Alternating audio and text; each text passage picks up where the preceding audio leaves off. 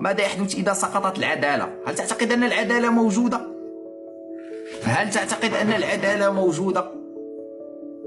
مليون واحد في بقعة جغرافية صغيرة يتم تجويعهم، مات منهم قرابة 10% على مدار سنتين، والعالم كله يشاهد، ولا أحد يستطيع أن يدخل لهم حتى كوب ماء. في عصر ال 8K وال 4K والفول HD، في عصر قمة التطور، في عصر قمة الحداثة. يعني عندما ترى هذا هل تعتقد أن هناك فعلا شيء اسمه عدالة؟ أنت في عالم خاضع لقانون الغاب، أنت في عالم خاضع للقوة، مثل ما قال نيتشه: هوية البشر تتحدد بإرادة القوة.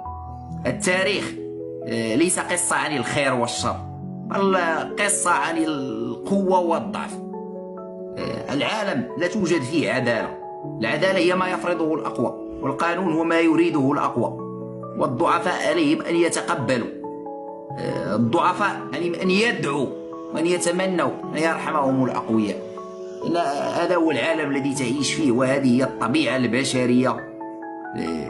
نحن للأسف مخلوقات غير أخلاقية، أو نسبة منا غير أخلاقية، وللأسف هذه النسبة الغير أخلاقية هي التي في الأعلى.